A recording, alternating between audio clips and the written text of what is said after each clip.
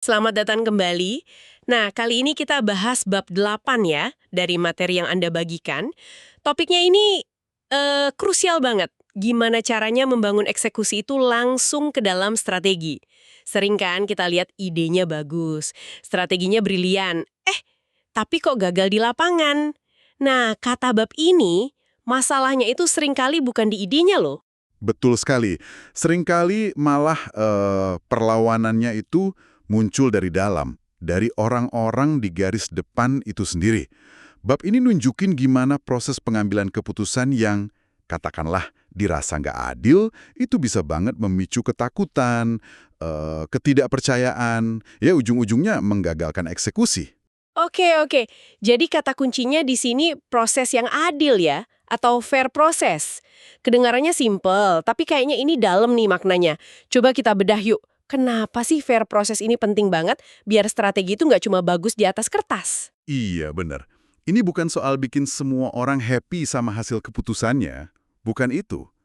Fair proses itu fokusnya lebih ke gimana sih keputusan itu dibuat, terus dikomunikasikannya gimana.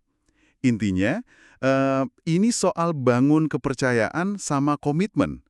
Jadi kalau orang merasa dihargai dalam prosesnya, mereka itu cenderung mau ngasih kerja sama sukarela.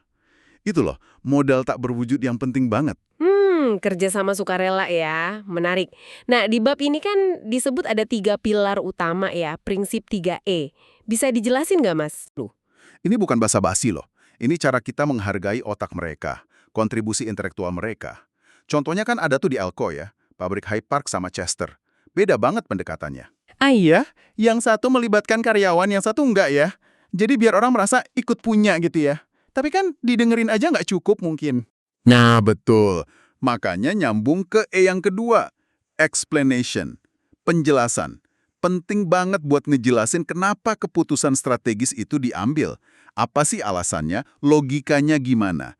Kalau orang paham alasannya, ya mereka itu lebih mungkin nerima dan dukung, walaupun mungkin nggak setuju-setuju amat gitu. Balik lagi ke Elko tadi. Di Hyde Park, manajemennya jelasin kenapa prosesnya diubah.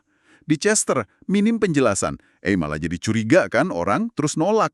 Jadi transparansi itu penting. Oke, jadi bukan cuma apa keputusannya, tapi kenapa di belakangnya itu juga harus jelas. Nah, setelah dilibatkan, terus dijelaskan alasannya, langkah berikutnya apa nih? Yang ketiga itu expectation clarity, kejelasan ekspektasi. Jadi, setelah strateginya oke, udah diputusin, nah semua orang tuh perlu tahu dengan gamblang aturan main barunya gimana, targetnya apa, nanti dinilainya gimana, siapa tanggung jawab apa, konsekuensinya apa kalau tercapai atau enggak, gitu. Kejelasan ini ngilangin keraguan-raguan, ambiguitas. Jadi orang bisa fokus kerja buat eksekusi. Di Hyperk itu kan ekspektasi barunya dirumusin bareng karyawan malah. Jadi keterlibatan, penjelasan sama kejelasan ekspektasi ini kayak fondasi gitu ya. Kalau tiga-tiganya ada, orang merasa dihargai, terus percaya sama prosesnya, akhirnya mau komitmen sukarela. Jadi kayak siklus positif gitu ya. Tepat. Tepat sekali. Sebaliknya juga gitu. Kalau salah satu aja dari prinsip fair proses ini dilanggar, wah reaksinya bisa negatif banget. Bisa muncul kemarahan, ya secara intelektual maupun emosional. Orang ngerasa nggak dihargai, nggak percaya lagi. Akibatnya bisa nolak, pasif, atau malah sabotase. Contohnya kan di perusahaan Lubraire itu, strategi barunya inovatif padahal, tapi gagal total. Kenapa? Tim penjualannya merasa terancam, nggak dilibatin sama sekali. Ya mereka lawan sistem barunya. Sampai sabotase ya, wah serem juga. Iya, kontras antara dua pabrik Elko tadi itu juga bukti nyata banget kan dampaknya. Ini benar-benar nunjukin ya betapa pentingnya ngurusin aspek manusianya dalam strategi. Kayaknya ini jadi makin krusial kalau kita ngomongin perubahan yang gede banget, kayak implementasi Blue Ocean Strategy gitu kan. Soalnya kan itu ngajak orang lompat ke sesuatu yang sama sekali baru. Oh, sangat krusial, sangat.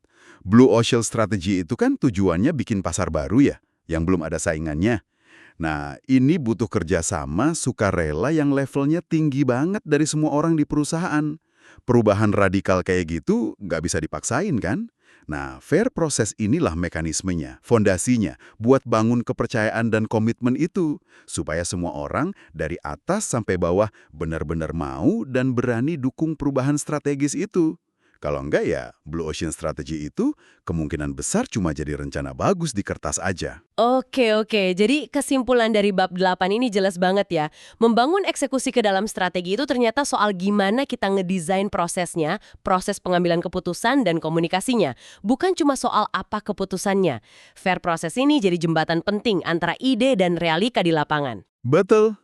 Dan mungkin sebagai penutup nih ya, buat Anda yang dengerin, coba deh renungkan sebentar. Pikirin satu inisiatif atau perubahan strategis di tempat Anda. Kira-kira sejauh mana sih prinsip keterlibatan, penjelasan, sama kejelasan ekspektasi itu diterapin? Terus, coba amati dampaknya gimana ke penerimaan orang-orang dan kelancaran eksekusinya. Ini bisa jadi refleksi menarik loh.